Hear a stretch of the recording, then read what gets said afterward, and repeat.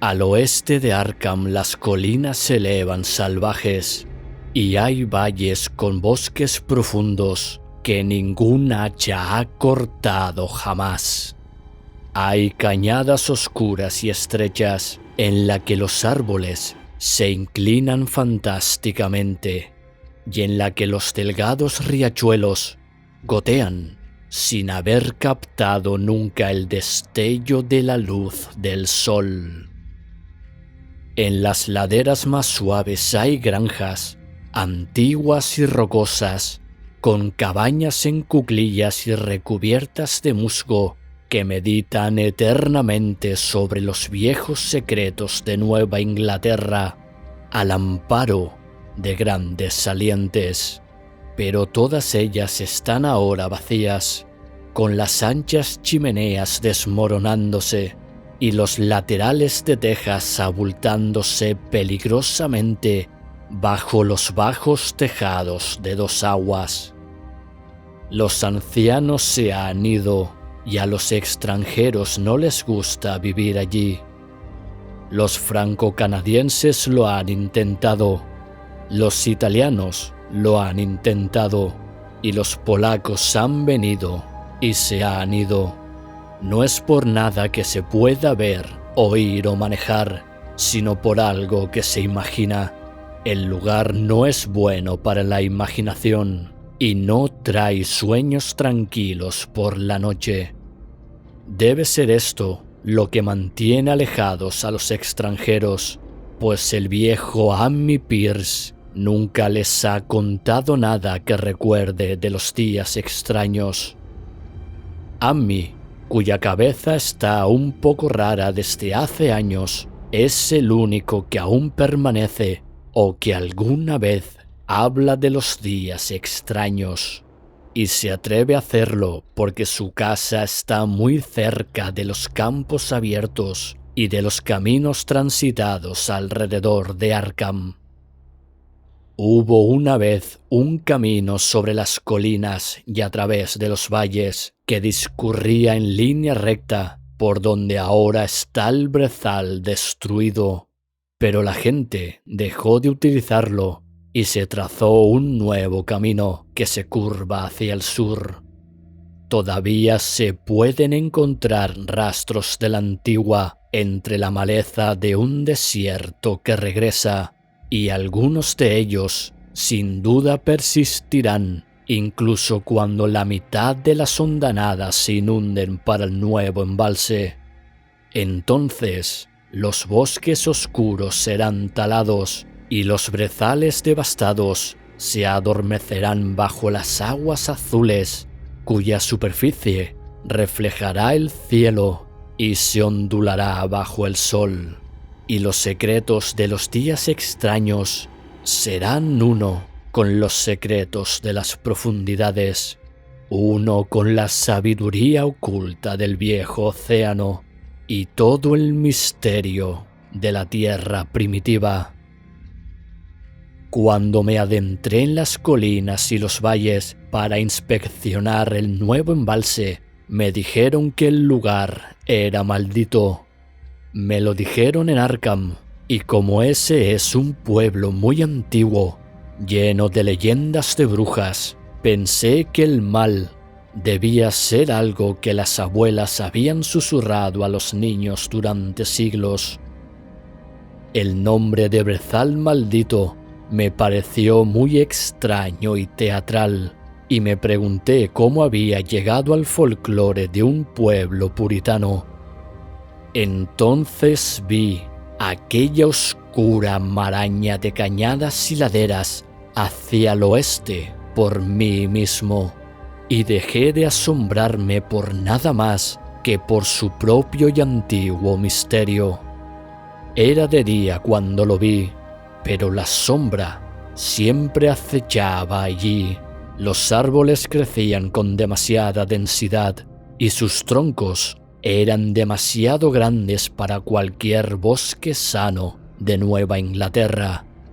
Había demasiado silencio en los tenues callejones entre ellos, y el suelo era demasiado blando con el húmedo musgo y los matorrales de infinitos años de decadencia.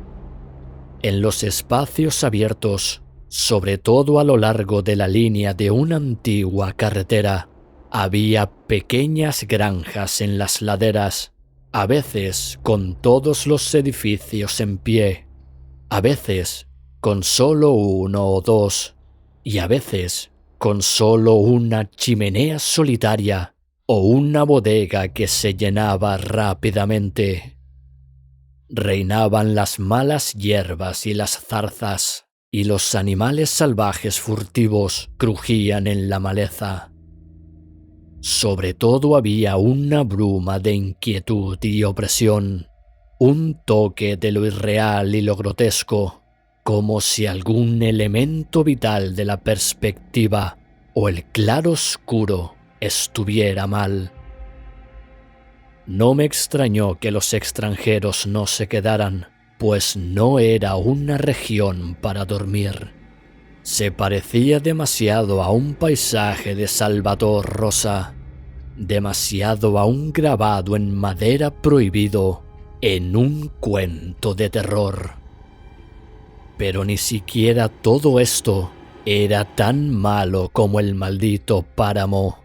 Lo supe en el momento en que lo encontré en el fondo de un espacioso valle, porque ningún otro nombre podría encajar con tal cosa. Ni siquiera otra cosa encajaba con tal nombre. Era como si el poeta hubiera acuñado la frase por haber visto esta región en particular. Debía de ser, pensé al verlo, el resultado de un incendio.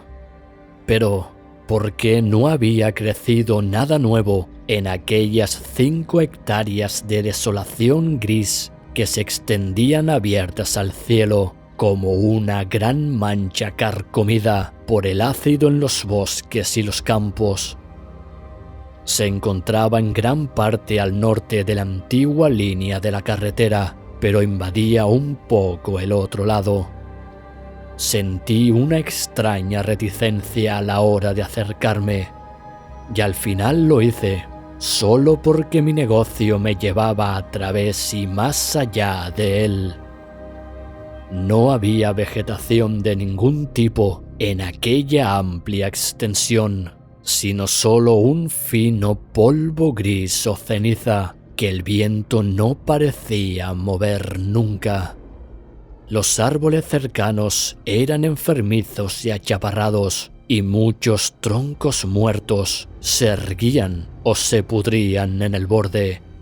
Mientras caminaba apresuradamente, vi los ladrillos y las piedras caídas de una vieja chimenea y un sótano, y las negras fauces de un pozo abandonado, cuyos vapores estancados jugaban extraños trucos con los matices de la luz del sol.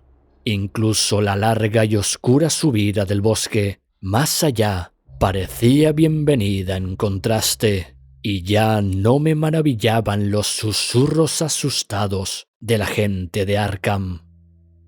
No había ninguna casa ni ruina cerca.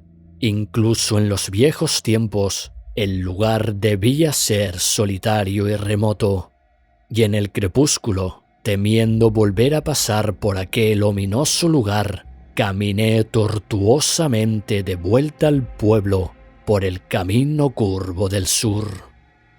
Deseé vagamente que se formaran algunas nubes, pues una extraña timidez respecto a los profundos vacíos del cielo se habían introducido en mi alma. Por la noche pregunté a los ancianos de Arkham sobre el maldito brezal y qué significaba esa frase, días extraños, que tantos murmuraban evasivamente. No pude, sin embargo, obtener ninguna respuesta buena, salvo que todo el misterio era mucho más reciente de lo que yo había soñado. No se trataba en absoluto de una vieja leyenda, sino de algo que estaba dentro de la vida de los que hablaban, Había ocurrido en los años 80 y una familia había desaparecido o había sido asesinada. Los que hablaban no eran exactos, y como todos me dijeron que no prestara atención a las locas historias del viejo Anmy Pierce, lo busqué a la mañana siguiente, después de oír que vivía solo en la antigua cabaña tambaleante, donde los árboles empiezan a ser muy espesos. Era un lugar terriblemente antiguo y había comenzado a exudar el tenue olor miasmal que se adhiere a las casas que han permanecido demasiado tiempo. Solo llamando insistentemente pude despertar al anciano, y cuando se acercó tímidamente a la puerta, pude ver que no se alegraba de verme. No estaba tan débil como había esperado, pero sus ojos estaban caídos de una manera curiosa, y su ropa desaliñada y su barba blanca le hacían parecer muy desgastado y lúgubre. Como no sabía cuál era la mejor manera de lanzarle a sus cuentos, fingí un asunto de negocios. Le hablé de mis estudios y le hice vagas preguntas sobre el distrito. Era mucho más brillante y educado de lo que me habían hecho creer, y antes de que me diera cuenta, había comprendido tanto del tema como cualquier hombre con el que había hablado en Arkham. No era como otros rústicos que había conocido en las secciones en las que iban a estar los embalses. No hubo protestas por parte de él por los kilómetros de bosques antiguos y tierras de cultivo que iban a ser borrados, aunque quizás las habría habido si su casa no hubiera estado fuera de los límites del futuro lago. Lo único que mostró fue alivio. Alivio por la desaparición de los antiguos y oscuros valles por los que había vagado toda su vida. Ahora estaban mejor bajo el agua desde los días extraños.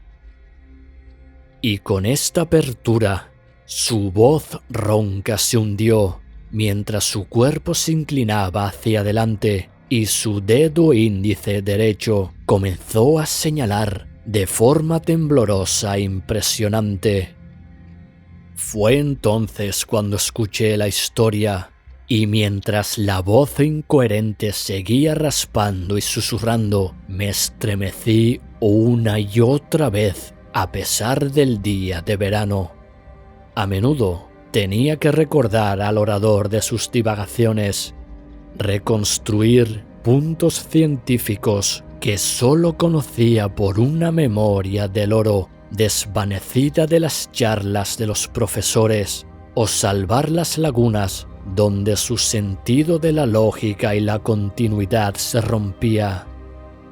Cuando terminó, no me extrañó que su mente se hubiera roto un poco, o que la gente de Arkham no hablara mucho del maldito páramo. Me apresuré a regresar antes de la puesta del sol a mi hotel, sin querer que las estrellas salieran por encima de mí a la intemperie, y al día siguiente regresé a Boston para dejar mi puesto. No podía volver a adentrarme en aquel oscuro caos de bosques y laderas antiguas, ni enfrentarme otra vez a aquel brezal gris y maldito en el que el negro pozo bostezaba profundamente junto a los ladrillos y piedras desplomados. El embalse se construirá pronto, y todos esos viejos secretos quedarán a salvo para siempre bajo las brazas acuáticas. Pero ni siquiera entonces creo que me gustaría visitar ese país por la noche. Al menos no cuando las siniestras estrellas estén apagadas. Nada podría sobornarme para que bebiera el agua de la nueva ciudad de Arkham. Todo comenzó, dijo el viejo Anmy, con el meteorito. Antes de esa época, No había habido leyendas salvajes desde los juicios a las brujas, e incluso entonces estos bosques del oeste no eran temidos ni la mitad que la pequeña isla del Miskatonic, donde el diablo celebraba la corte junto a un curioso altar de piedra más antiguo que los indios. Estos bosques no estaban embrujados y su fantástico crepúsculo nunca fue terrible hasta los días extraños. Entonces había llegado aquella nube blanca del mediodía, aquella cadena de explosiones en el aire y aquella columna de humo desde el valle, muy lejos en el bosque. Y por la noche, todo Arkham había oído hablar de la gran roca que cayó del cielo y se encajó en el suelo junto al pozo de la casa de Nahum Gardner. Aquella era la casa que se había levantado en el lugar donde iba a llegar el maldito páramo. La blanca y recortada casa de Nahum Gardner en medio de sus fértiles jardines y huertos. Nahum había ido a la ciudad para hablar de la piedra y de camino se había pasado por la casa de Ammi Pierce. Ammi tenía entonces 40 años y todas las cosas extrañas estaban fijadas muy fuertemente en su mente. Él y su esposa habían ido con los 3 profesores de la Universidad Miskatonic que se apresuraron a salir a la mañana siguiente para ver al extraño visitante del espacio estelar desconocido, y se habían preguntado por qué Nahum lo había llamado tan grande el día anterior. Se había encogido, dijo Nahum mientras señalaba el gran montículo parduzco sobre la tierra desgarrada y la hierba carbonizada cerca del arcaico pozo de su patio delantero. Pero los sabios respondieron que las piedras no se encogen. Su calor persistía y Nahum declaró que había brillado débilmente por la noche. Los profesores la probaron con un martillo geólogo y comprobaron que era extrañamente blanda. En realidad era tan blanda que casi era de plástico, y cortaron en lugar de astillar para llevarla a la universidad y probarla. Lo llevaron en un viejo cubo prestado de la cocina de Nahum, pues incluso el pequeño trozo se negaba a enfriarse. En el viaje de vuelta, se detuvieron en casa de Ammi para descansar y parecieron pensativos cuando la señora Pierce comentó que el fragmento se hacía más pequeño y quemaba el fondo del cubo. En realidad no era grande, pero tal vez había tomado menos de lo que pensaban. Al día siguiente, todo esto fue en junio del 82, los profesores volvieron a salir en tromba. Al pasar por casa de Ammi, le contaron las extrañas cosas que había hecho el espécimen y cómo se había desvanecido por completo cuando lo pusieron en un vaso de cristal.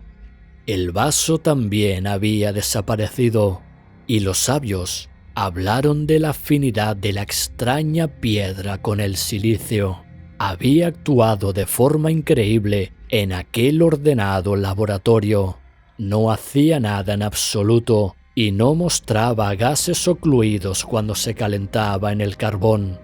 Era totalmente negativa en la perla de bórax y pronto demostró ser absolutamente no volátil a cualquier temperatura producible, incluida la del soplete de oxihidrógeno.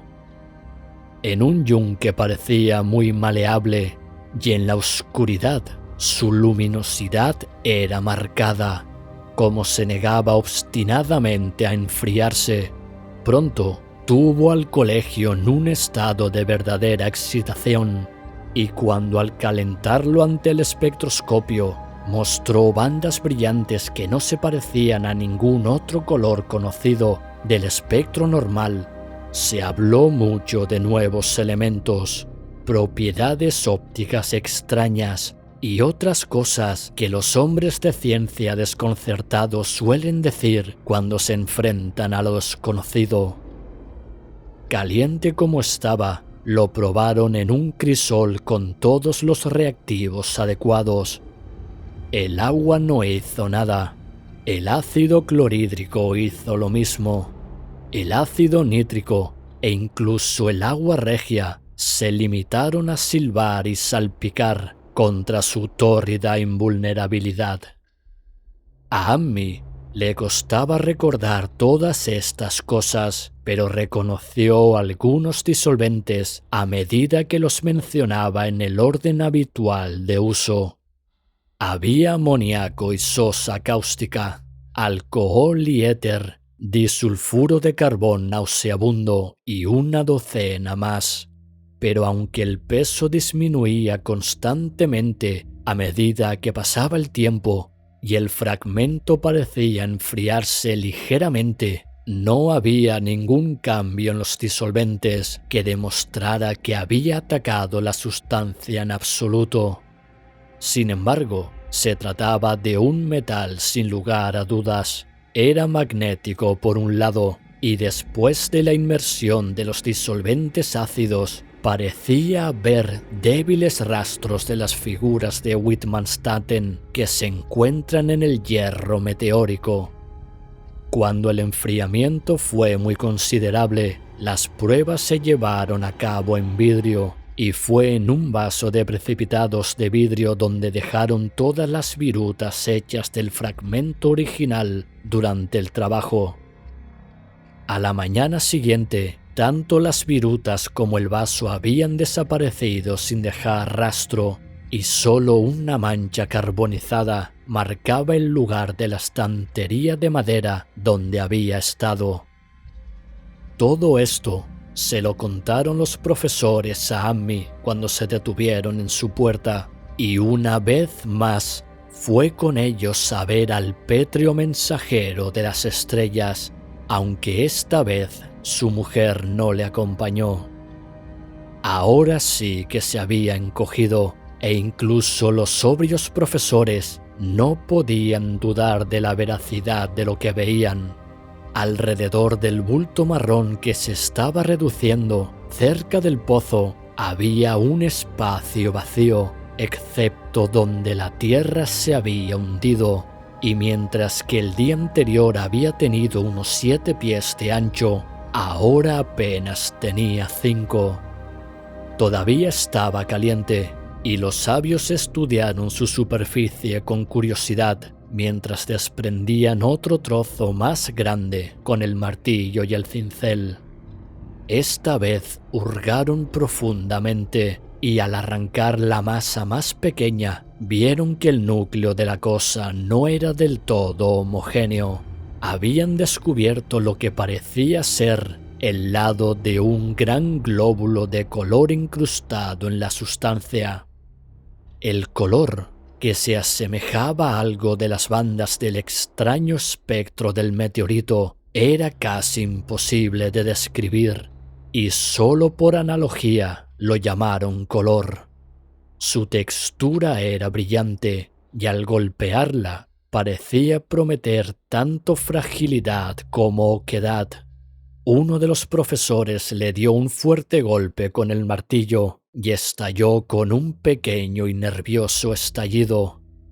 No se emitió nada, y todo rastro de la cosa desapareció con el pinchazo.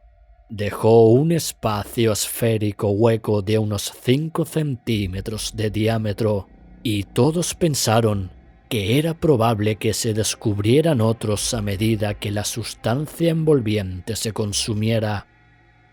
Las conjeturas fueron vanas, así que después de un intento inútil de encontrar más glóbulos mediante la perforación, los buscadores se fueron de nuevo con su nuevo espécimen, que resultó sin embargo tan desconcertante en el laboratorio como su predecesor.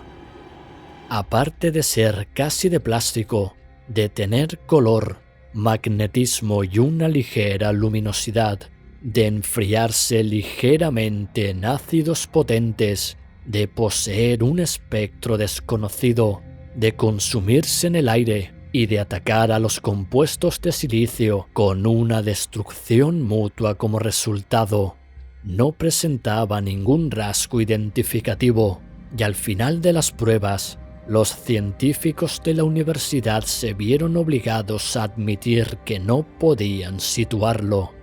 No era nada de esta tierra, sino un trozo del gran exterior, y como tal, dotado de propiedades exteriores y obediente a las leyes exteriores. Aquella noche hubo una tormenta, y cuando los profesores fueron a casa de Nahum al día siguiente, se encontraron con una amarga decepción. La piedra, que por muy magnética que fuera, debía tener alguna propiedad eléctrica peculiar, pues había atraído el rayo, como dijo Nahum, con una persistencia singular. 6 veces en una hora, el granjero vio cómo el rayo caía en el surco del patio delantero, y cuando terminó la tormenta, no quedaba más que un pozo desvencijado junto a la antigua barredora de pozos, medio lleno de tierra hundida. Las excavaciones no habían dado ningún fruto, y los científicos comprobaron el hecho de la desaparición total. El fracaso era total, así que no quedaba más remedio que volver al laboratorio y probar de nuevo el fragmento desaparecido que se había dejado cuidadosamente revestido de plomo. Ese fragmento duró una semana, al final de la cual no se supo nada de valor. Cuando desapareció, no quedó ningún residuo, y con el tiempo, los profesores apenas se sintieron seguros de haber visto con ojos despiertos aquel críptico vestigio de los insondables abismos del exterior, aquel solitario y extraño mensaje de otros universos y otros reinos de la materia, la fuerza y la entidad. Como era natural, los periódicos de Arkham dieron mucha importancia al incidente de su patrocinio colegial y enviaron reporteros a hablar con Nahum Gardner y su familia. Al menos, un diario de Boston también envió un escribiente, y Nahum se convirtió rápidamente en una especie de celebridad local.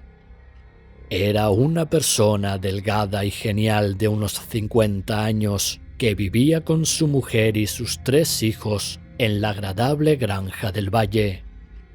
Amy y él se visitaban con frecuencia al igual que sus esposas, y Amy no tenía más que elogios para él después de todos estos años. Parecía un poco orgulloso de la notoriedad que había traído su lugar, y habló a menudo del meteorito en semanas siguientes. Los meses de julio y agosto fueron calurosos, y Nahum trabajó duro en su edificación en los pastos de 10 acres al lado del arroyo Chapman. Su traqueteante carreta trazaba profundos surcos en los sombríos senderos entre ellos. El trabajo le cansaba más que otros años, y sentía que la edad empezaba a pasarle factura. Entonces llegó la época de la fruta y la cosecha. Las peras y las manzanas maduraban poco a poco, y Nahum comprobó que sus huertos prosperaban como nunca antes. La fruta crecía hasta alcanzar un tamaño fenomenal y un brillo inusitado, y en tal abundancia que se encargaron barriles adicionales para la futura cosecha. Pero la maduración trajo consigo una gran decepción, ya que de todo aquel magnífico conjunto de especiosas exquisiteces, ni una sola pizca era apta para el consumo. En el buen sabor de las peras y las manzanas se había introducido una sigilosa amargura y asco, de modo que hasta el más pequeño de los bocados provocaba un asco duradero. Lo mismo ocurría con los melones y los tomates, y Nahum vio con tristeza que toda su cosecha se había perdido. Rápido en relacionar los acontecimientos, declaró que el meteorito había envenenado el suelo y dio gracias al cielo porque la mayoría de los otros cultivos estaban en el terreno de la parte alta del camino. El invierno llegó pronto y fue muy frío. Ammi vio a Nahum con menos frecuencia de lo habitual y observó que había empezado a tener un aspecto preocupado. El resto de su familia también parecía haberse vuelto taciturna y distaba mucho de ir a la iglesia o de asistir a los diversos actos sociales del campo. No se pudo encontrar ninguna causa para esta reserva o melancolía, aunque todos los miembros de la familia confesaban de vez en cuando que su salud era peor y que tenían un sentimiento de vaga inquietud. El propio Nahum fue el que dio la declaración más concreta de todos cuando dijo que le inquietaban ciertas huellas en la nieve. Eran las huellas invernales habituales de las ardillas rojas, los conejos blancos y los zorros. Pero el melancólico granjero decía ver algo que no era del todo correcto en su naturaleza y disposición. Nunca fue específico, pero parecía pensar que no eran tan características de la anatomía y hábitos de las ardillas, los conejos y los zorros como debían ser. Ammi escuchó sin interés esta charla hasta que una noche, en la que pasó por delante de la casa de Nahum con su trineo, cuando volvía de Clark's Corner, había habido una luna y un conejo había cruzado la carretera, y los saltos de aquel conejo eran más largos de lo que le gustaba a Ammi o a su caballo. Este último, de hecho, casi se había escapado cuando se le subió la rienda con firmeza. A partir de entonces, Ammi respetó más los cuentos de Nahum y se preguntó por qué los perros de los Gardner parecían tan acobardados y temblorosos cada mañana. Se vio que casi habían perdido el espíritu de ladrar. En febrero, los chicos de MacGregor de Mountain Hill salieron a cazar marmotas y no muy lejos de la casa de Gardner cazaron un espécimen muy peculiar. Las proporciones de su cuerpo parecían ligeramente alteradas de una manera extraña imposible de describir, mientras que su cara había adoptado una expresión que nadie había visto nunca en una marmota. Los chicos se asustaron de verdad y la tiraron enseguida, de modo que solo sus grotescas historias llegaron a la gente del campo. Pero el miedo de los caballos cerca de la casa de Nahum se había convertido en algo reconocido, y toda la base de un ciclo de leyendas susurradas estaba tomando forma rápidamente. La gente juraba que la nieve se derretía más rápido en los alrededores de Nahum que en cualquier otro lugar. A principios de marzo se produjo una asombrosa discusión en el almacén general de Potters en Clark's Corner. Stephen Rice había pasado por Gardner's por la mañana y se había fijado en los coles de zorrillo que salían del barro junto al bosque al otro lado de la carretera. Nunca se habían visto cosas de semejante tamaño y tenían unos colores extraños que no podían expresarse con palabras. Sus formas eran monstruosas y el caballo había resoplado ante un olor que a Stephen le pareció totalmente inédito. Aquella tarde pasaron varias personas para ver el crecimiento anormal y todos estuvieron de acuerdo en que ese tipo de plantas no deberían brotar nunca en un mundo sano. Se mencionó libremente el mal fruto del otoño anterior y corrió de boca en boca que había veneno en el suelo de Nahum.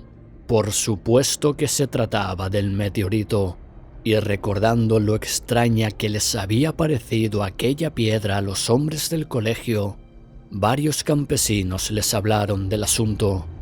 Un día hicieron una visita a Nahum, pero al no ser amantes de los cuentos salvajes y el folclore, fueron muy conservadores en lo que dedujeron. Las plantas eran ciertamente extrañas, pero todos los sacos de zorrillo son más o menos extraños en forma y tono. Tal vez algún elemento mineral de la piedra había entrado en el suelo, pero pronto sería arrastrado. En cuanto a las huellas y a los caballos asustados, por supuesto que se trataba de meras habladurías campestres que un fenómeno como el aerolito seguramente iniciaría. No hay nada que los hombres serios puedan hacer en cosas de chismes salvajes, ya que los rústicos supersticiosos dicen y creen cualquier cosa. Y así, a lo largo de los extraños días, los profesores se mantuvieron alejados con desprecio. Solo uno de ellos, cuando se le entregaron 2 frascos de polvo para su análisis en un trabajo policial, más de 1 año y medio después, recordó que el extraño color de aquella col de zorrillo había sido muy parecido a una de las bandas anómalas de luz mostradas por el fragmento de meteorito en el espectroscopio de la universidad, y con el frágil glóbulo encontrado incrustado en la piedra del abismo. Las muestras de este caso de análisis dieron las mismas bandas extrañas al principio, aunque después perdieron la propiedad. Los árboles brotaron prematuramente alrededor de la casa de Nahum, y por la noche se balanceaban ominosamente con el viento. El segundo hijo de Nahum, Tadeo, un chico de 15 años, juró que también se balanceaban cuando no había viento, pero ni siquiera los chismosos quisieron dar crédito a esto. Sin embargo, lo cierto es que la inquietud estaba en el aire. Toda la familia Gardner adquirió el hábito de escuchar sigilosamente, aunque no por ningún sonido que pudieran nombrar conscientemente. La escucha era, de hecho, más bien un producto de los momentos en los que la conciencia parecía medio desaparecer. Desgraciadamente, esos momentos aumentaban semana tras semana hasta que se convirtió en discurso común que algo andaba mal con toda la gente de Nahum. Cuando la saxífraga temprana salió, tenía un color extraño, no exactamente como el de la col de la mofeta, pero claramente relacionado e igualmente desconocido para cualquiera que lo viera. Nahum llevó algunas flores a Arkham y se las mostró al director de la Gaceta, pero este dignatario no hizo más que escribir un artículo humorístico sobre ellas, en el que se ridiculizaban educadamente los oscuros temores de los rústicos. Fue un error de Nahum contarle a un hombre de ciudad la forma en que se comportan las grandes mariposas de luto en relación con estos saxífragos. El mes de abril trajo una especie de locura a la gente del campo y comenzó el desuso de la carretera más allá de Nahum, que condujo a su abandono definitivo. Lo siguiente fue la vegetación. Todos los árboles del huerto florecieron con extraños colores y a través del suelo pedregoso del patio y de los pastos adyacentes surgió un extraño crecimiento que solo un botánico podría relacionar con la flora propia de la región. No se veían colores sanos en ninguna parte, excepto en la hierba verde y la hojarasca, pero en todas partes había esas variantes agitadas y prismáticas de algún tono primario subyacente y enfermo que no tiene cabida entre los tintes conocidos de la tierra. Los calzones de holandés se convirtieron en una cosa de siniestra amenaza, y las raíces de sangre se volvieron insolentes en su perversión cromática. Am y los Gardner pensaron que la mayoría de los colores tenían una especie de familiaridad inquietante y decidieron que recordaban al frágil glóbulo del meteorito. Nahum aró y sembró los pastos de 10 acres y el terreno de las tierras altas, pero no hizo nada con la tierra alrededor de su casa. Sabía que no serviría de nada y esperaba que los extraños crecimientos del verano sacaran todo el veneno del suelo. Ahora estaba preparado para casi todo y se había acostumbrado a la sensación de que algo cercano esperaba ser escuchado. El rechazo de su casa por parte de los vecinos le afectaba a él, por supuesto, pero mucho más a su mujer. Los niños estaban mejor, ya que iban a la escuela todos los días, pero no podían evitar asustarse por los chismes. Tadeo, un joven especialmente sensible, era el que más sufría. En mayo llegaron los insectos y la casa de Nahum se convirtió en una pesadilla de zumbidos y reptantes. La mayoría de las criaturas no parecían habituales en sus aspectos y movimientos, y sus hábitos nocturnos contradecían toda la experiencia anterior. Los Gardner empezaron a vigilar por la noche en todas direcciones y al azar, en busca de algo que no sabían qué era. Fue entonces cuando todos se dieron cuenta de que Thaddeus había tenido razón sobre los árboles. La señora Gardner fue la siguiente en verlo desde su ventana, mientras observaba las ramas hinchadas de un arce contra un cielo iluminado por la luna.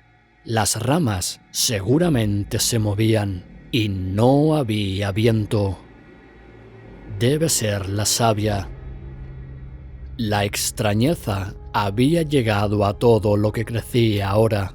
Sin embargo, ninguno de los miembros de la familia de Nahum hizo el siguiente descubrimiento. La familiaridad los había embotado, y lo que no podían ver lo vislumbró un tímido vendedor de molinos de Bolton que pasó una noche por allí ignorando las leyendas del país. Lo que contó en Arkham recibió un breve párrafo en la Gaceta, y fue allí donde todos los campesinos, incluido Nahum, lo vieron por primera vez. La noche había sido oscura y las lámparas de las calesas débiles, pero alrededor de una granja del valle que todos sabían por el relato que debía ser la de Nahum, la oscuridad había sido menos densa. Una luminosidad tenue, aunque clara, parecía estar presente en toda la vegetación, tanto en la hierba como en las hojas y las flores, mientras que en un momento dado un trozo de fosforescencia parecía moverse furtivamente en el patio cerca del granero. La hierba parecía hasta ahora intacta y las vacas pastaban libremente en el solar cercano a la casa, pero hacia finales de mayo la leche empezó a ser mala. Entonces Nahum mandó llevar las vacas a las tierras altas, tras lo cual cesaron los problemas. Poco después, el cambio de la hierba y de las hojas se hizo evidente a los ojos. todo el verdor se volvía gris y desarrollaba una cualidad muy singular de fragilidad. Ammi era ahora la única persona que visitaba el lugar y sus visitas eran cada vez más escasas. Cuando la escuela cerraba, los Gardner estaban prácticamente aislados del mundo y a veces dejaban que Ammi hiciera sus recados en la ciudad. Estaban fallando curiosamente tanto física como mentalmente, y nadie se sorprendió cuando la noticia de la locura de la señora Gardner se dio a conocer. Ocurrió en junio, cerca del aniversario de la caída del meteorito, y la pobre mujer gritaba sobre cosas en el aire que no podía describir. En su desvarío no había ni un solo sustantivo concreto, solo verbos y pronombres. Las cosas se movían y cambiaban y revoloteaban, y los oídos cosquilleaban ante impulsos que no eran del todo sonidos. Algo le era arrebatado, algo le estaba siendo drenado, algo se le estaba pegando que no debía serlo. Alguien debía hacer que se alejara. Nada estaba quieto en la noche. Las paredes y las ventanas se movían. Nahum no la envió al asilo del condado, sino que la dejó vagar por la casa mientras fuera inofensiva para ella y para los demás. Incluso cuando su expresión cambiaba, no hacía nada. Pero cuando los chicos empezaron a tenerle miedo y Tadeo estuvo a punto de desmayarse por la forma en que le hacía muecas, decidió mantenerla encerrada en el ático. En julio había dejado de hablar y se arrastraba a cuatro patas, y antes de que terminara ese mes, Nahum tuvo la loca idea de que ella era ligeramente luminosa en la oscuridad, como ahora veía claramente que ocurría con la vegetación cercana. Fue un poco antes de esto que los caballos habían salido en estampida. Algo los había despertado en la noche, y sus relinchos y pataleos en el establo habían sido terribles. Prácticamente no había nada que hacer para calmarlos, y cuando Nahum abrió la puerta del establo, todos salieron corriendo como ciervos asustados del bosque. Se tardó una semana en localizar a los cuatro, y cuando se les encontró se les vio bastante inútiles e ingobernables. Algo se había roto en sus cerebros y hubo que disparar a cada uno por su propio bien. Nahum tomó prestado un caballo de Ammi para su edificación, pero descubrió que no se acercaba al establo. El caballo se agitó, se resistió y relinchó, y al final no pudo hacer otra cosa que llevarlo al patio, mientras los hombres usaban su propia fuerza para acercar el pesado carro al pajar para poder lanzarlo. Y todo el tiempo la vegetación se volvía gris y quebradiza. Incluso las flores, cuyas tonalidades habían sido tan extrañas, se volvían grises, y los frutos salían grises, enanos e insípidos. Los ástares y la vara de oro florecían grises y distorsionados, y las rosas, las cineas y las malvarrosas del patio delantero tenían un aspecto tan blasfemo que Cenas, el hijo mayor de Nahum, las cortó. Los insectos extrañamente hinchados murieron por aquella época.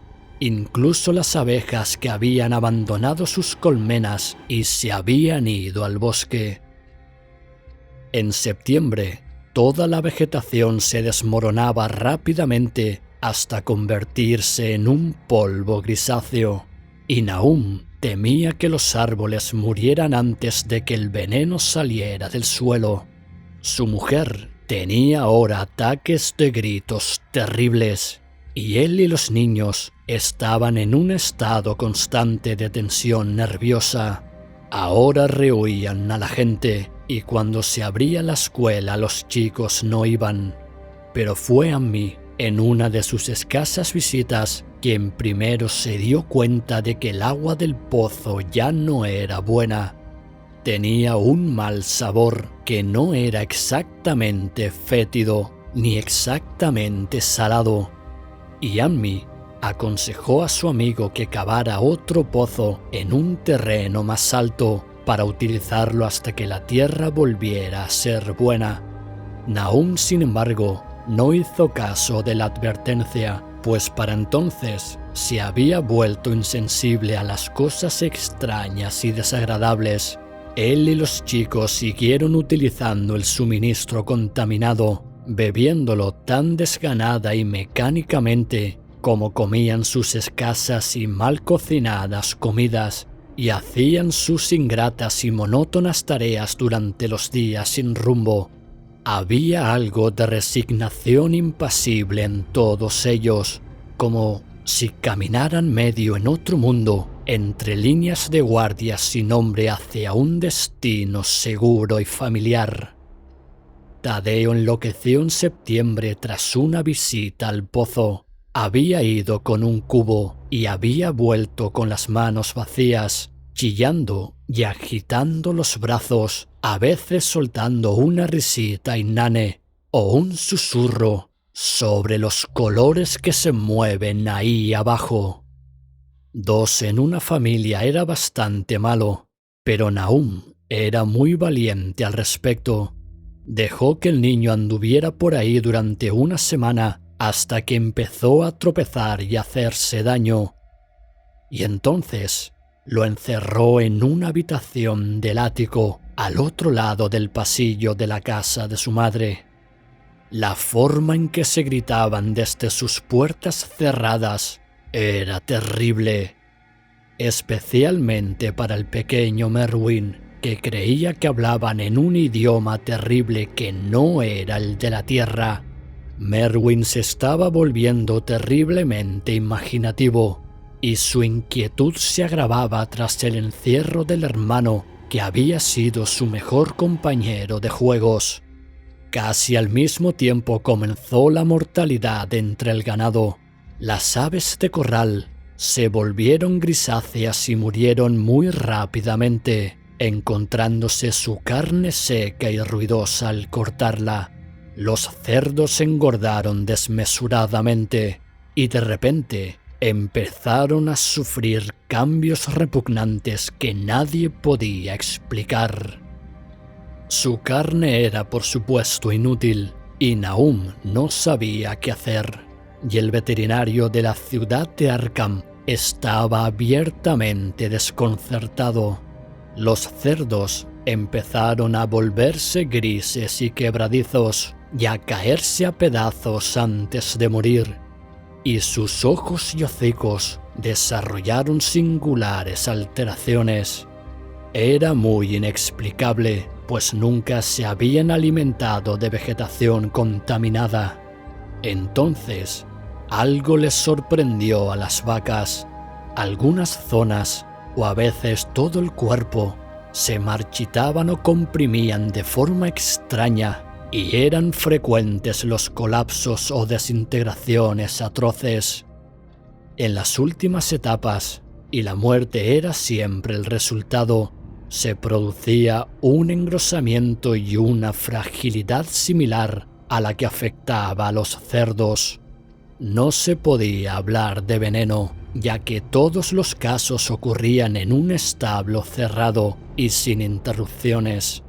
Ninguna mordedura de los merodeadores podría haber traído el virus, pues qué bestia viva de la tierra puede traspasar obstáculos sólidos.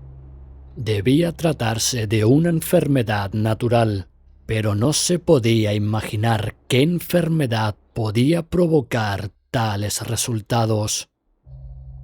Cuando llegó la cosecha, no había ningún animal que sobreviviera en el lugar, pues el ganado y las aves de corral estaban muertos y los perros habían huido. Estos perros, que eran 3, Desaparecieron una noche y nunca más se supo de ellos. Los 5 gatos habían marchado algún tiempo antes, pero apenas se notó su marcha, ya que ahora parecía no haber ratones.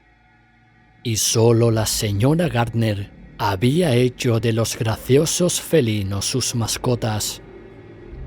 El 19 de octubre, Nahum entró tambaleándose en la casa de Amy con una noticia horrible. La muerte le había llegado al pobre Tadeo en su habitación del ático y había llegado de una manera que no se podía contar. Nahum había cavado una tumba en la parcela familiar enrejada detrás de la granja y había puesto en ella lo que encontró. No podía ver nada del exterior, pues la pequeña ventana enrejada y la puerta cerrada con llave estaban intactas, pero era muy parecido a lo que había ocurrido en el granero. Amy y su esposa consolaron al hombre afectado lo mejor que pudieron, pero se estremecieron al hacerlo. El terror parecía rodear a los Gardner y todo lo que tocaban, y la sola presencia de uno en la casa era un soplo de regiones innominadas e innombrables. Amy acompañó a Nahum a su casa con la mayor de las reticencias e hizo lo que pudo para calmar los sollozos histéricos del pequeño Merwin. Zenas no necesitaba calmarse.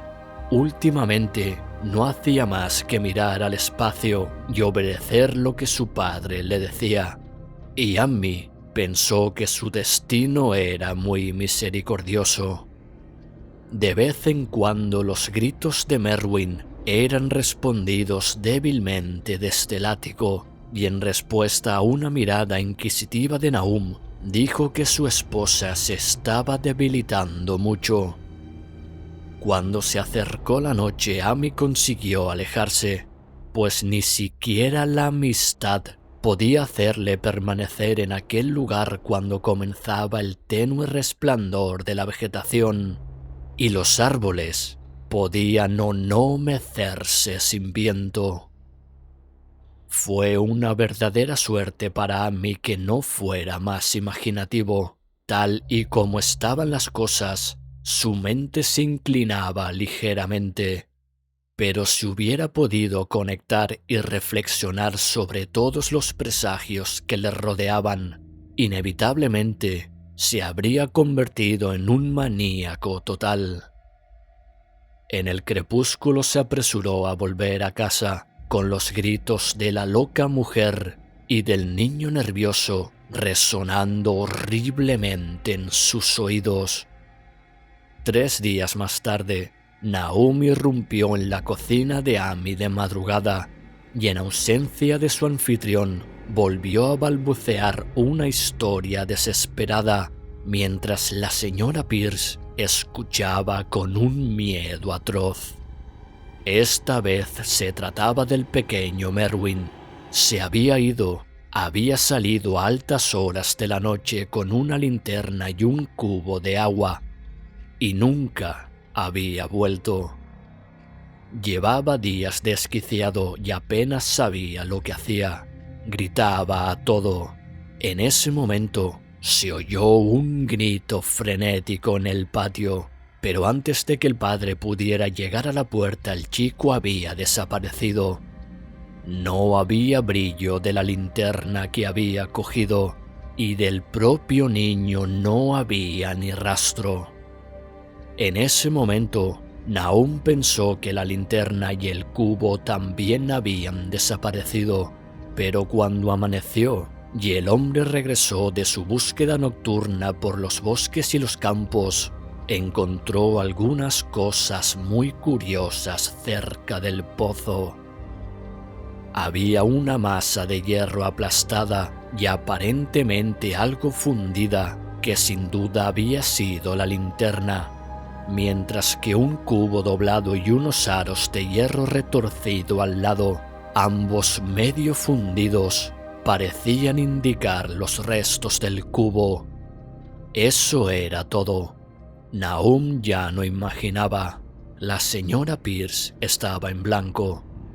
Y Ammi, cuando llegó a casa y escuchó el relato, no pudo dar ninguna conjetura. Merwin se había ido, y no serviría de nada contárselo a la gente de alrededor, que ahora rehuían a todos los Gardner.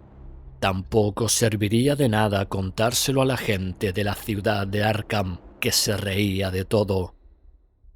Tad se había ido, y ahora Merwin se había ido. Algo se arrastraba y esperaba ser visto y oído.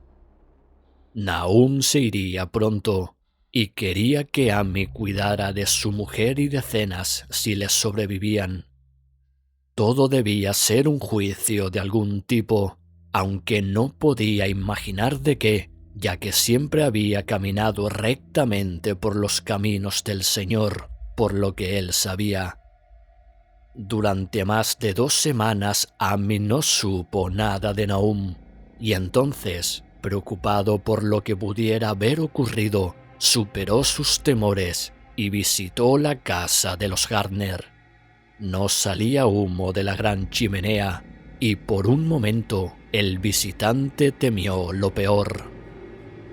El aspecto de la granja era espeluznante: hierba grisácea y marchita, y hojas en el suelo, enredaderas que caían en frágiles escombros desde los arcaicos muros y frontones, y grandes árboles desnudos que arañaban el cielo gris de noviembre con una estudiada malevolencia que Ammi no pudo evitar sentir que procedía de algún sutil cambio en la inclinación de las ramas.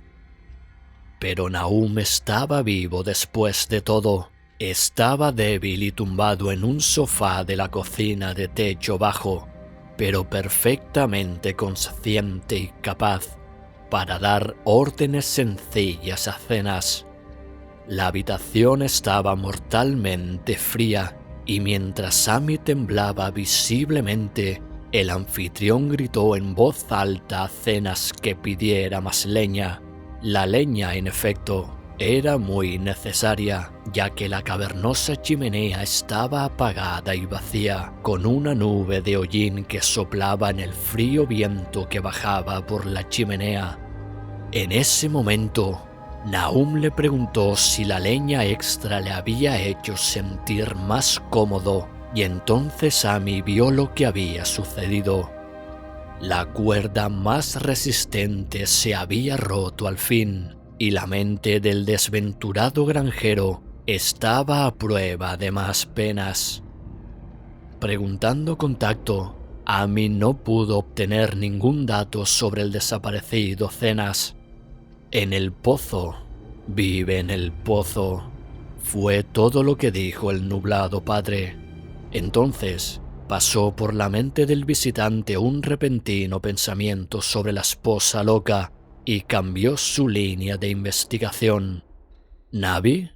Pues aquí está, fue la sorprendida respuesta del pobre Nahum, y Ammi no tardó en darse cuenta de que debía buscarse a sí mismo. Dejando a la inofensiva parlanchina en el sofá, cogió las llaves de su clavo junto a la puerta y subió las chirriantes escaleras hasta el ático. Estaba muy cerca, y era muy ruidoso allí arriba, y no se oía ningún sonido desde ninguna dirección. De las 4 puertas a la vista, solo una estaba cerrada, y en ella probó varias llaves del anillo que había cogido. La tercera llave resultó ser la correcta, y después de tantear un poco, Ammi abrió la puerta blanca y baja. El interior estaba bastante oscuro, ya que la ventana era pequeña y estaba medio oculta por los toscos barrotes de madera, y Ammi no podía ver nada en el amplio suelo de tablas. El hedor era insoportable, y antes de seguir adelante tuvo que retirarse a otra habitación y volver con los pulmones llenos de aire respirable. Cuando entró vio algo oscuro en un rincón y al verlo con más claridad, gritó con fuerza. Mientras gritaba, le pareció que una nube momentánea eclipsaba la ventana y un segundo después se sintió rozado como por una odiosa corriente de vapor. Extraños colores danzaban ante sus ojos, y si un horror presente no le hubiera adormecido, habría pensado en el glóbulo del meteorito que el martillo del geólogo había destrozado y en la mórbida vegetación que había brotado en la primavera. Sin embargo, solo pensó en la monstruosidad blasfema que tenía ante sí y que con toda claridad había compartido el destino sin nombre del joven Tadeo y del ganado. Pero lo terrible del horror era que se movía muy lenta y perceptiblemente mientras seguía desmoronándose. Ammi no dio más detalles de esta escena, pero la forma de las esquinas no vuelve a aparecer en su relato como un objeto en movimiento. Hay cosas que no se pueden mencionar, y lo que se hace en la humanidad común a veces es juzgado cruelmente por la ley. Yo deduje que no se dejó ningún objeto móvil en aquella habitación del ático y que dejar allí cualquier cosa capaz de moverse habría sido un acto tan monstruoso como para condenar a cualquier ser responsable a un tormento eterno.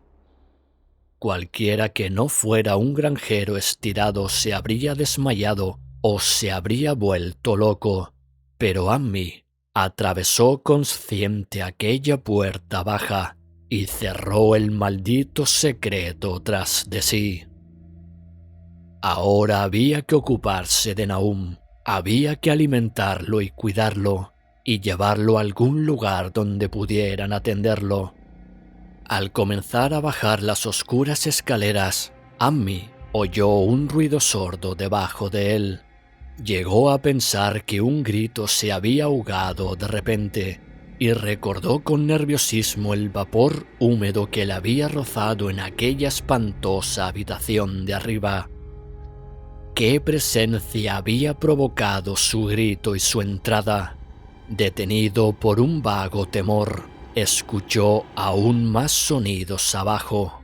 Indudablemente había una especie de pesado arrastre y un ruido muy detestablemente pegajoso, como el de alguna especie diabólica e inmunda de succión. Con un sentido asociativo llevado a niveles febriles, pensó inexplicablemente en lo que había visto arriba. Dios mío, ¿en qué mundo onírico y extraño se había metido? No se atrevió a avanzar ni a retroceder, sino que se quedó temblando ante la negra curva de la escalera encajonada. Cada detalle de la escena se grabó a fuego en su cerebro. Los sonidos, la sensación de espantosa expectación, la oscuridad, la inclinación de los estrechos peldaños y, por Dios, la débil pero inconfundible luminosidad de toda la carpintería a la vista. Peldaños, laterales, listones expuestos y vigas por igual. Entonces estalló un relincho frenético del caballo de Ammi en el exterior, seguido de un estruendo que indicaba una huida frenética. En otro momento, el caballo y la calesa se alejaron del alcance del oído, dejando al asustado hombre en la oscura escalera para que adivinara qué los había enviado. Pero eso no era todo. Había habido otro sonido ahí fuera, una especie de salpicadura de líquido agua. Debía ser el pozo.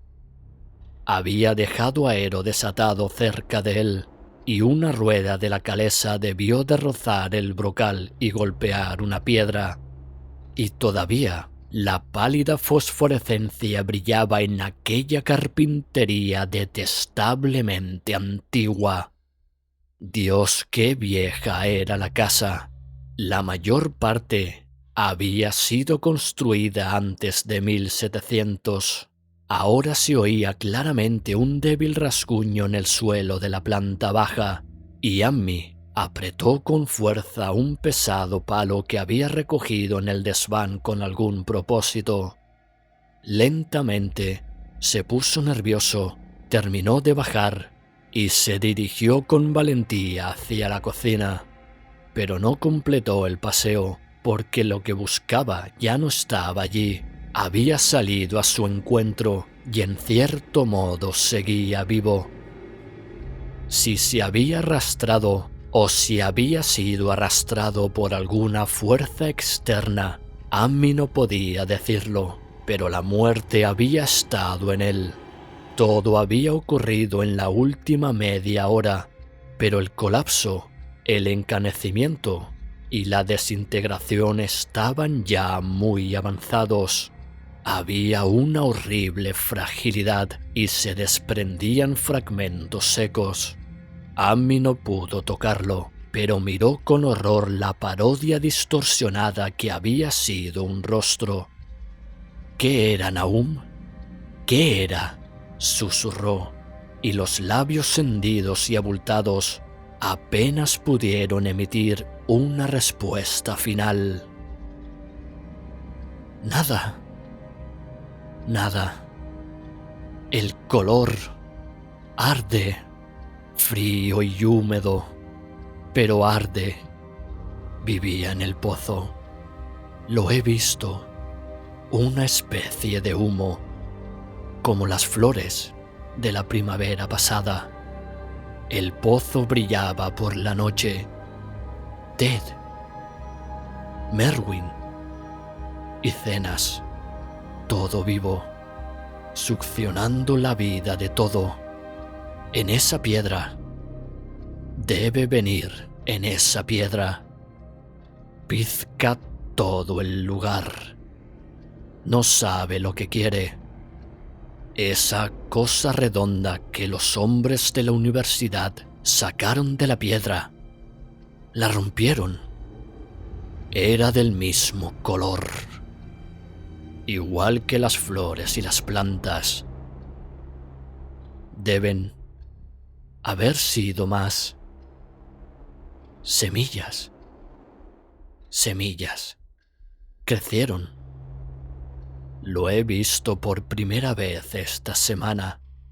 Debe haberse hecho fuerte en Cenas. Él era un chico grande lleno de vida. Golpea tu mente y luego te quema. En el agua del pozo. Tenías razón en eso. Agua mala. Cenas nunca vuelve del pozo. No puede alejarse.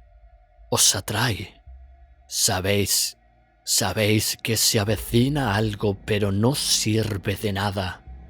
He visto una y otra vez que se llevaron a Cenas. ¿Dónde está Navi, Ammi?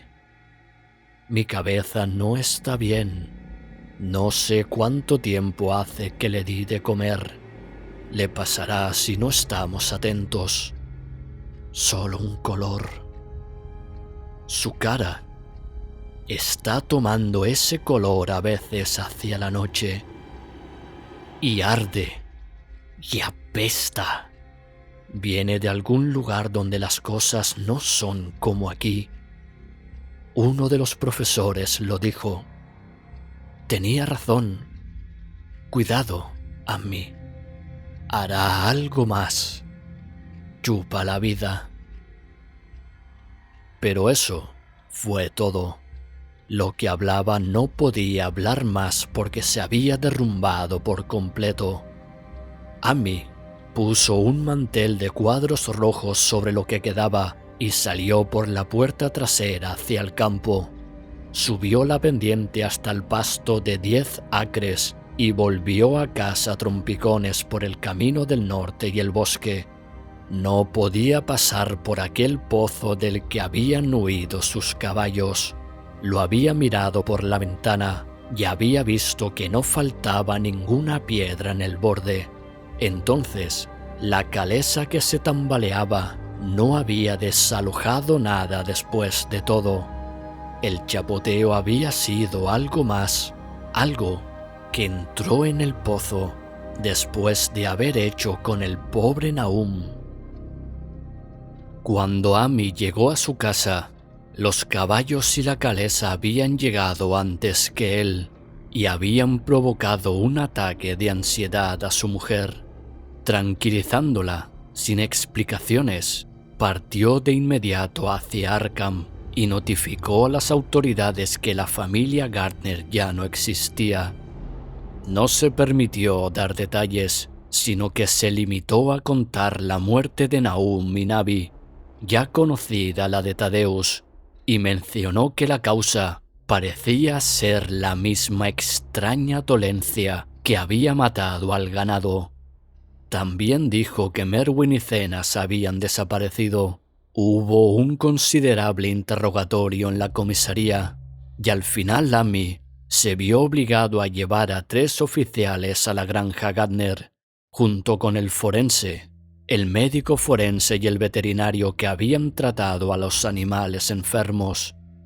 Fue muy en contra de su voluntad, pues la tarde avanzaba y temía la caída de la noche sobre aquel maldito lugar, pero fue un cierto consuelo tener a tanta gente con él. Los 6 hombres salieron en un carro demócrata, siguiendo la calesa de Amy, y llegaron a la granja plagada de plagas hacia las 4. Acostumbrados como estaban los oficiales a las experiencias truculentas, ninguno permaneció impasible ante lo que se encontró en el desván y bajo el mantel de cuadros rojos en el piso de abajo.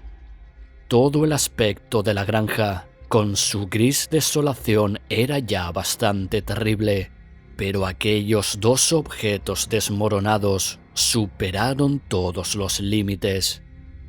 Nadie podía mirarlos mucho tiempo, e incluso el médico forense admitía que había muy poco que examinar. Las muestras podían ser analizadas, por supuesto, así que se ocupó de obtenerlas. Y aquí se desarrolla una secuela muy desconcertante en el laboratorio de la universidad, donde finalmente se tomaron las 2 ampollas de polvo.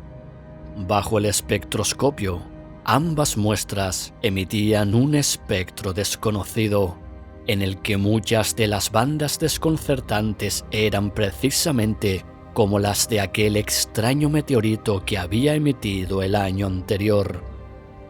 La propiedad de emitir este espectro se desvaneció en un mes, ya que el polvo posterior consistía principalmente en fosfatos y carbonatos alcalinos. Amy no habría hablado a los hombres del pozo si hubiera pensado que iban a hacer algo en ese momento. Se acercaba el atardecer y estaba ansioso por marcharse, pero no pudo evitar echar una mirada nerviosa al bordillo pedregoso junto a la gran barredura, y cuando un detective lo interrogó, admitió que Nahum había temido algo allí abajo, tanto que ni siquiera había pensado en buscar a Merwin o a Zenas.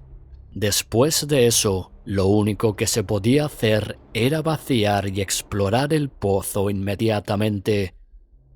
Así que Amy tuvo que esperar temblando mientras se subía un cubo tras otro de agua rancia y salpicaba el suelo empapado del exterior.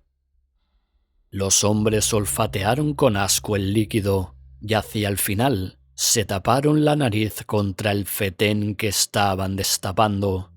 No fue un trabajo tan largo como habían temido, ya que el agua estaba fenomenalmente baja. No es necesario hablar con demasiada exactitud lo que encontraron. Merwin y Zenas estaban allí, en parte, aunque los vestigios eran principalmente esqueléticos. También había un ciervo pequeño y un perro grande en el mismo estado, y varios huesos de animales más pequeños. El exudado y el limo del fondo parecían inexplicablemente porosos y burbujeantes, y un hombre que descendió a pulso con una larga pértiga comprobó que podía hundir el pozo de madera a cualquier profundidad en el barro del suelo sin encontrar ningún obstáculo sólido. Ya había caído el crepúsculo y se trajeron linternas de la casa. Luego, cuando se vio que no se podía sacar nada más del pozo, todos entraron y se reunieron en la antigua sala de estar, mientras la luz intermitente de una media luna espectral jugaba débilmente en la desolación gris del exterior. Los hombres estaban francamente desconcertados por todo el caso y no podían encontrar ningún elemento común convincente que relacionara las extrañas condiciones vegetales, la desconocida enfermedad del ganado y los humanos, y las inexplicables muertes de Merwin y Cenas en el pozo contaminado. Es cierto que habían oído hablar del campo común, pero no podían creer que hubiera ocurrido algo contrario a la ley natural. Sin duda, el meteorito había envenenado el suelo, pero la enfermedad de personas y animales que no habían comido nada cultivado en ese suelo era otra cosa. ¿Fue el agua del pozo? Es muy posible. Sería una buena idea analizarla, pero qué peculiar locura pudo hacer que ambos chicos se lanzaran al pozo. Sus actos eran tan similares y los fragmentos mostraban que ambos habían sufrido la muerte gris y quebradiza. ¿Por qué todo era tan gris y quebradizo? Fue el forense, sentado cerca de una ventana que daba al patio, el primero que se dio cuenta del resplandor del pozo. La noche se había instalado por completo y todo el abominable terreno parecía débilmente iluminado con algo más que los irregulares rayos de la luna. Pero este nuevo resplandor era algo definido y distinto, y parecía brotar del negro pozo como un rayo suavizado de un reflector, dando reflejos apagados en los pequeños charcos del suelo donde se había vaciado el agua.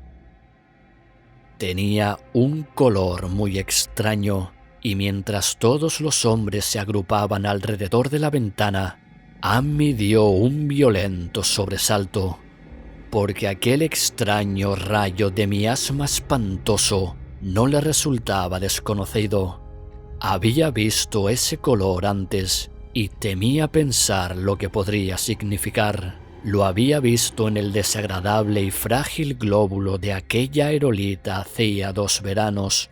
Lo había visto en la loca vegetación de la primavera. Y había creído verlo por un instante aquella misma mañana contra la pequeña ventana enrejada de aquella terrible habitación del ático donde habían ocurrido cosas sin nombre. Había brillado allí un segundo y una corriente de vapor húmedo y odioso le había rozado, y entonces el pobre Nahum había sido tomado por algo de ese color. Lo había dicho al final. Dijo que era como el glóbulo y las plantas. Después de eso había llegado la fuga en el patio y el chapoteo en el pozo, y ahora ese pozo estaba arrojando a la noche un pálido rayo insidioso del mismo tinte demoníaco. Es un mérito de la agudeza mental de Amy el hecho de que incluso en aquel tenso momento se preguntara por un punto que era esencialmente científico. No podía dejar de asombrarse de la impresión que le producía un vapor vislumbrado de día contra una ventana que se abría en el cielo de la mañana y de una exhalación nocturna vista como una niebla fosforescente contra el paisaje negro y azotado. No estaba bien, iba en contra de la naturaleza, y pensó en las últimas y terribles palabras de su afectado amigo. Viene de algún lugar donde las cosas no son como aquí. Uno de esos profesores lo dijo. Los 3 caballos que estaban fuera, atados a un par de arbolitos marchitos junto al camino, relinchaban y daban zarpazos frenéticamente. El carretero se dirigió a la puerta para hacer algo, pero Ammi le puso una mano temblorosa en el hombro. «No salgas de ahí», susurró. «Hay algo más de lo que sabemos. Nahum dijo que algo vivía en el pozo y que te chupaba la vida. Dijo que debe ser algo que creció de una bola redonda, como la que todos vimos en la piedra del meteorito que cayó hace un año en junio. Chupa y quema, dijo, y es solo una nube de color como la luz de ahí fuera. Pero apenas se puede ver y no se puede decir lo que es». Nahum pensó que se alimenta de todo lo vivo y que se hace más fuerte cada vez. Dijo que lo había visto la semana pasada. Debe ser algo que viene de lejos en el cielo, como los hombres de la universidad del año pasado dicen que fue la piedra del meteorito. La forma en que está hecha y la forma en que funciona no es como el mundo de Dios. Es algo del más allá. Así que los hombres se detuvieron indecisos mientras la luz del pozo se hacía más fuerte y los caballos enganchados daban zarpazos y relinchos con creciente frenesí. Era un momento verdaderamente horrible, con el terror en aquella casa antigua y maldita.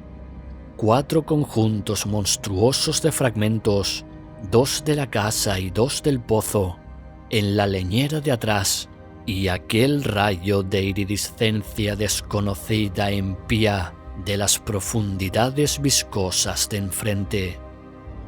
Ammi había sujetado al conductor por impulso, olvidando lo indemne que estaba él mismo tras el roce pegajoso de aquel vapor coloreado en la habitación del ático. Pero quizás sea mejor que haya actuado así. Nadie sabrá nunca lo que había en el exterior aquella noche, y aunque la blasfemia del más allá no había herido hasta entonces a ningún humano de mente no debilitada, no se sabe lo que podría haber hecho en ese último momento, y con su fuerza aparentemente aumentada y las señales especiales de propósito que pronto iba a mostrar bajo el cielo de luna medio nublado. De repente, uno de los detectives de la ventana dio un breve y agudo grito.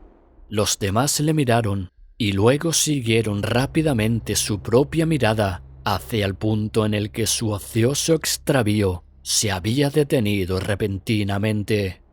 No había necesidad de palabras. Lo que se había discutido en las habladurías del campo ya no era discutible, y es por lo que todos los hombres de aquel grupo estuvieron de acuerdo en susurrar más tarde que en Arkham nunca se habla de los días extraños. Hay que partir de la premisa de que no había viento a esa hora de la noche. Se levantó uno poco después, pero entonces no había absolutamente nada. Incluso las puntas secas de los persistentes setos de mostaza, grises y marchitas, y los flecos del techo del carro demócrata en pie no se agitaban.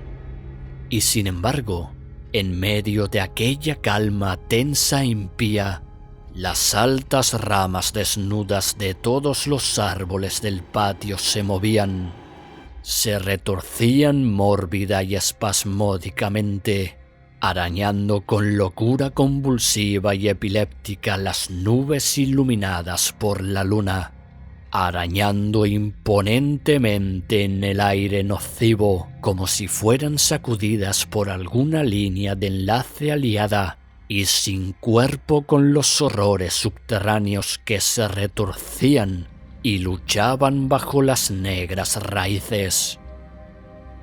Ningún hombre respiró durante varios segundos. Luego, una nube más oscura pasó por encima de la luna y las siluetas de las ramas que se agarraban se desvaneció momentáneamente.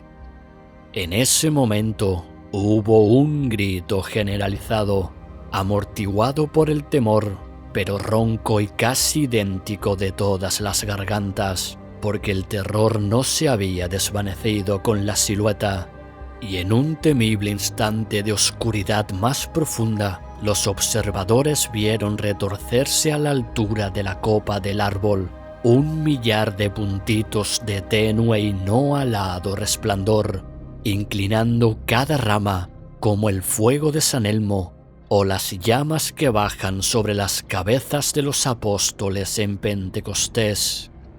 Era una monstruosa constelación de luz antinatural, como un enjambre de luciérnagas alimentadas por cadáveres que bailan zarabandas infernales sobre un pantano maldito, y su color era esa misma intrusión sin nombre que Ammi había llegado a reconocer y temer. Mientras tanto, el rayo de fosforescencia del pozo se hacía cada vez más brillante, trayendo a la mente de los hombres apiñados una sensación de fatalidad y anormalidad que superaba con creces cualquier imagen que sus mentes conscientes pudieran formarse. Ya no brillaba, sino que se derramaba, y cuando la corriente informe de color irreemplazable salía del pozo, parecía fluir directamente hacia el cielo. El veterinario se estremeció y se dirigió a la puerta principal para dejar caer la pesada barra adicional sobre ella. Ammi se estremeció no menos y tuvo que tirar y señalar a falta de una voz controlable cuando quiso llamar la atención sobre la creciente luminosidad de los árboles. Los relinchos y los pisotones de los caballos se habían vuelto totalmente espantosos, pero ni un alma de aquel grupo en la vieja casa se habría aventurado a salir por ninguna recompensa terrenal. Con los momentos, el brillo de los árboles aumentaba, mientras sus inquietantes ramas parecían esforzarse más y más hacia la verticalidad. La madera del pozo brillaba ahora, y en ese momento un policía señaló mudamente uno de los cobertizos de madera y colmenas cerca del muro de piedra del oeste. Empezaban a brillar también, aunque los vehículos atados de los visitantes parecían no haberse visto afectados. Entonces se produjo un salvaje alboroto y un repiqueteo en el camino, y cuando Ammi apagó la lámpara para ver mejor, se dio cuenta de que el grupo de grises frenéticos había roto el arbolito y se había escapado con el carro de Demócritas. El susto sirvió para soltar varias lenguas y se intercambiaron susurros avergonzados. «Se extiende sobre todo lo orgánico que ha estado por aquí», murmuró el médico forense. Nadie contestó, pero el hombre que había estado en el pozo dejó entrever que su larga pértiga debía haber removido algo intangible. «Fue horrible», añadió. «No había fondo en absoluto, solo rezuma y burbujas, y la sensación de que algo acechaba allí abajo». El caballo de Ammi seguía dando zarpazos y chillando ensordecedoramente en el camino de afuera, y casi ahogaba el débil temblor de su dueño cuando mascullaba sus reflexiones sin forma. «Viene de esa piedra, creció allá abajo. Se apoderó de todo lo vivo. Se alimentó de ellos, de la mente y del cuerpo. Tad y Merwin, Zenas y Navi. Nahum fue el último. Todos bebieron el agua. Se hizo fuerte con ellos. Viene del más allá, donde las cosas no son como aquí. Ahora se va a casa». En ese momento, cuando la columna de color desconocido se encendió repentinamente con más fuerza, y comenzó a tejer fantásticas sugerencias, de forma que cada espectador describió después de manera diferente. Salió del pobre héroe atado un sonido como ningún hombre, antes o después, había escuchado de un caballo. Todos los presentes en aquella sala de estar de tono bajo pararon sus oídos, y Amy se apartó de la ventana con horror y náuseas. Cuando Amy se asomó de nuevo a la ventana, la desdichada bestia yacía inerte en el suelo iluminado por la luna entre las astillas de la calesa.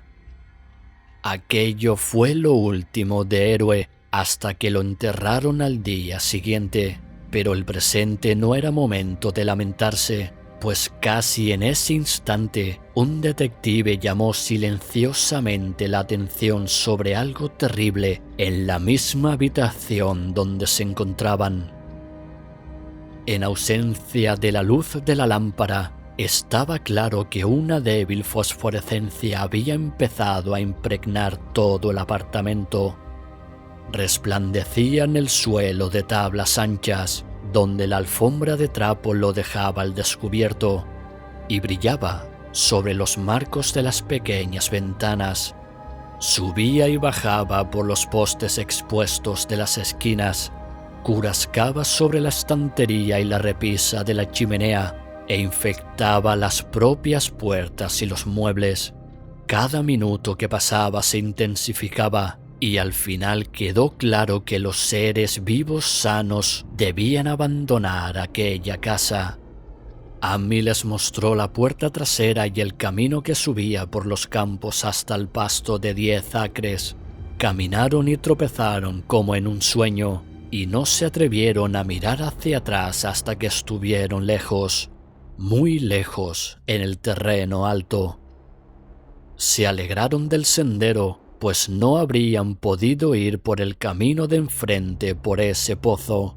Ya era bastante malo pasar por el reluciente granero y los cobertizos, y por aquellos brillantes árboles frutales de contornos nudosos y diabólicos.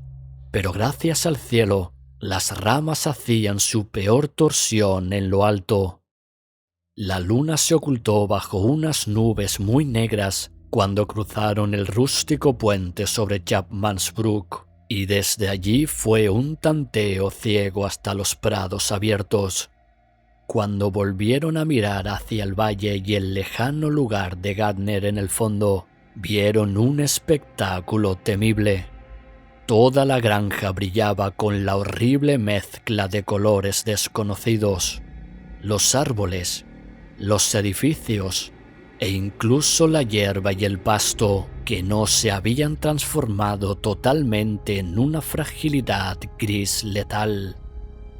Todas las ramas se alzaban hacia el cielo con lenguas de fuego asqueroso, y chorreones del mismo fuego monstruoso se arrastraban por todas las cumbreras de la casa, el granero y los cobertizos. Era una escena sacada de una visión de Fuseli, y sobre todo el resto reinaba ese tumulto de amorfidad luminosa, ese arcoíris ajeno y no dimensionado de veneno críptico del pozo.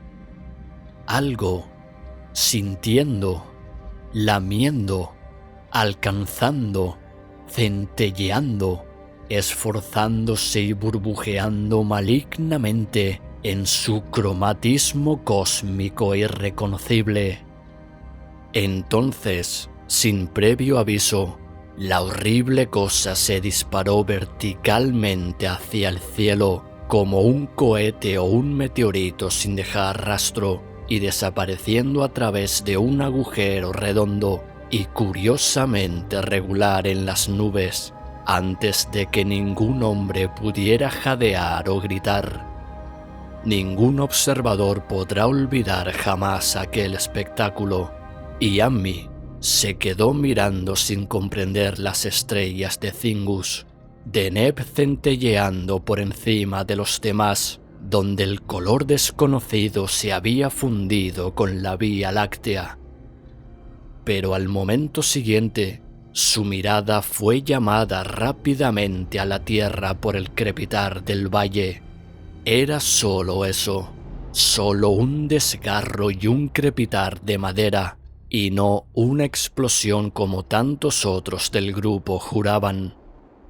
Sin embargo, el resultado fue el mismo, ya que en un febril instante caleidoscópico estalló desde aquella granja condenada y maldita un reluciente cataclismo eruptivo de chismas y sustancia antinaturales, nublando la mirada de los pocos que la vieron y enviando hacia el cenit un bombardeo de fragmentos tan coloridos y fantásticos como nuestro universo debe repudiar.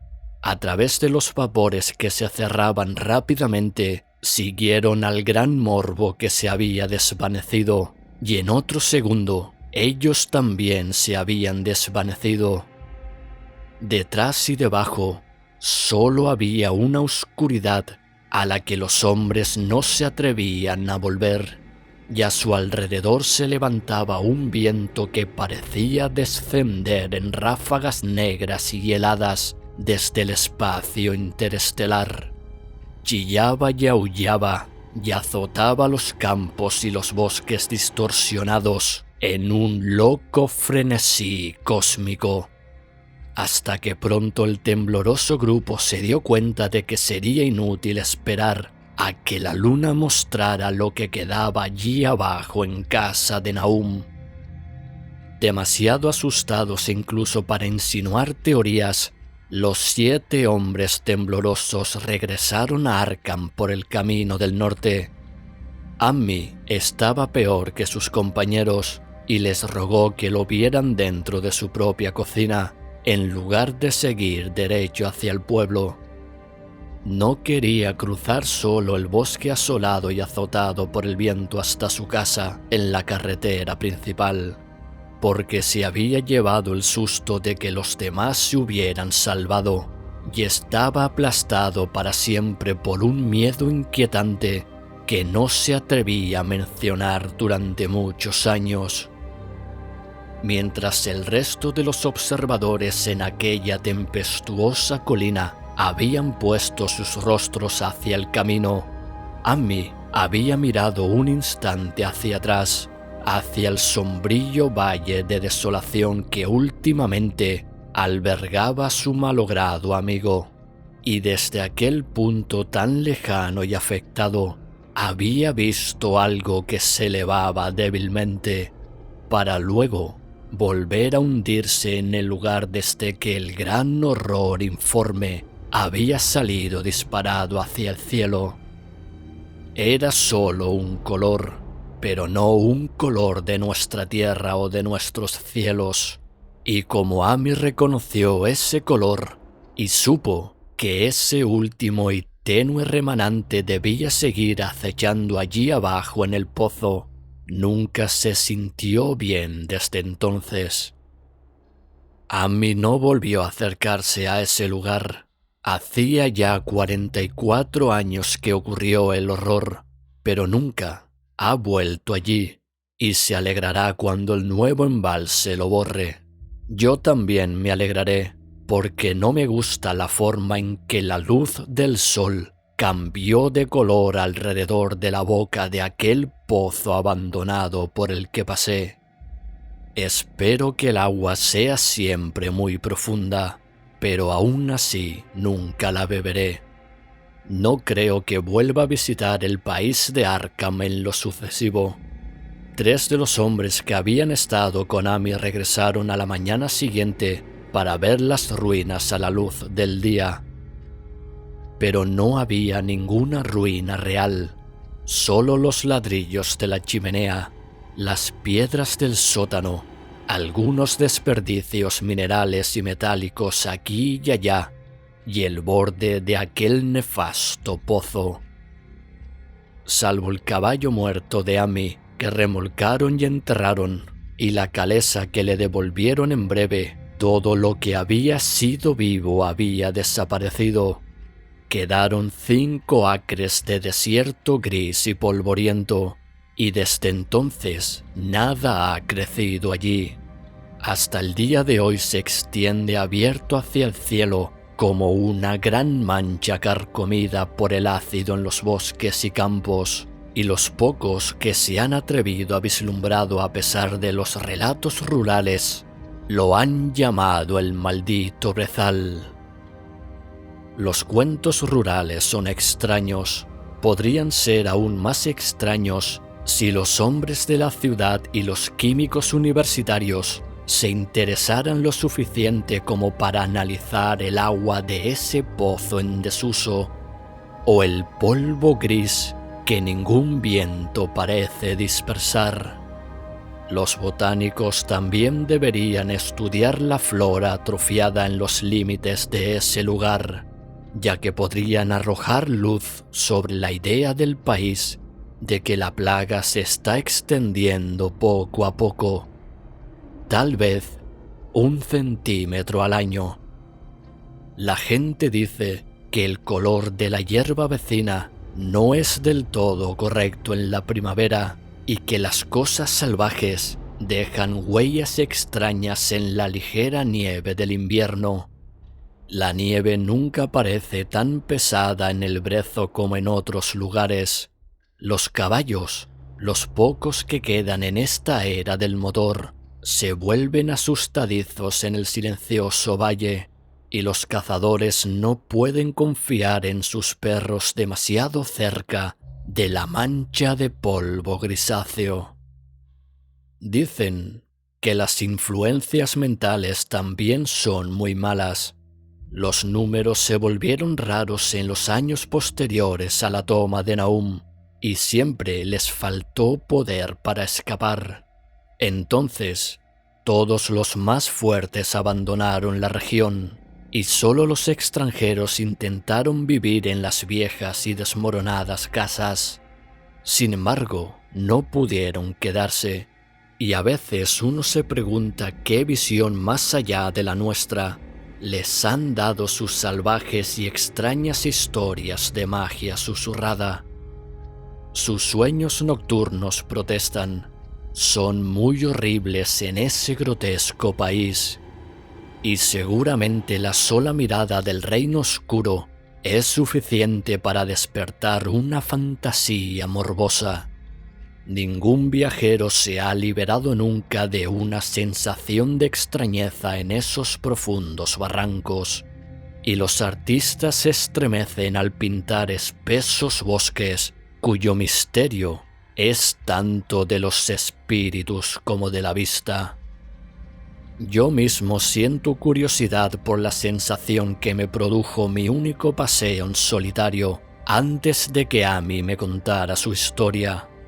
Cuando llegó el crepúsculo, deseé vagamente que se acumularan algunas nubes, pues una extraña timidez respecto a los profundos vacíos del cielo se había introducido en mi alma.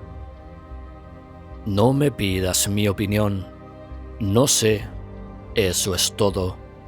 No había nadie más que Amy para preguntar, porque la gente de Arkham no habla de los días extraños, y los 3 profesores que vieron el aerolito y su glóbulo de color están muertos. Había otros glóbulos, no cabe duda. Uno debió alimentarse y escapar, y probablemente hubo otro que llegó demasiado tarde. Sin duda sigue en el pozo. Sé que ha habido algo malo en la luz del sol que vi por encima de ese borde miasmal.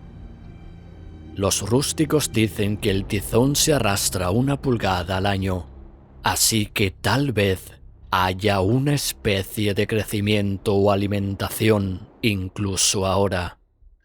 Pero sea cual sea la criatura demoníaca que hay allí, debe estar atada a algo, o de lo contrario se extendería rápidamente. ¿Estará sujeta a las raíces de esos árboles que arañan el aire? Uno de los cuentos actuales de Arkham habla de robles gordos que brillan y se mueven como no deberían hacerlo por la noche. Lo que es, solo Dios lo sabe. En términos de materia, supongo que lo que Amy describió se llamaría gas, pero este gas obedecía leyes que no son de nuestro cosmos. No era fruto de los mundos y soles que brillan en los telescopios y placas fotográficas de nuestros observatorios. No era un soplo de los cielos cuyos movimientos y dimensiones nuestros astrónomos miden o consideran demasiado vastos para medirlos.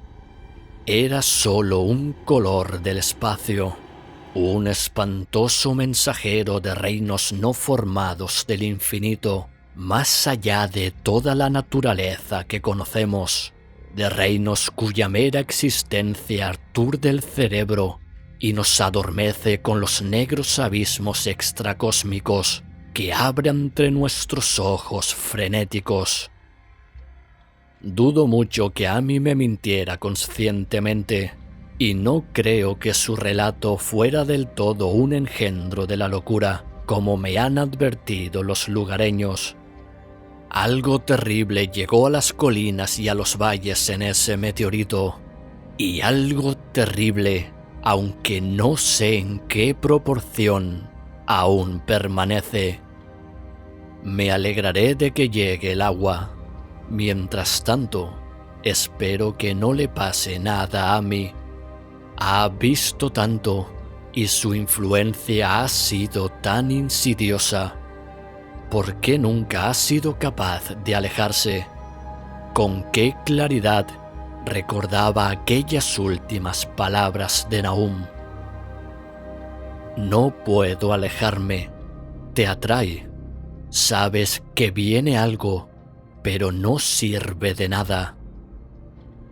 Amy es un anciano tan bueno que cuando la cuadrilla del embalse se ponga a trabajar, debo escribir al ingeniero jefe para que lo vigile de cerca. No me gustaría pensar en él como la monstruosidad gris, retorcida y quebradiza, que persiste cada vez más en perturbar mi sueño.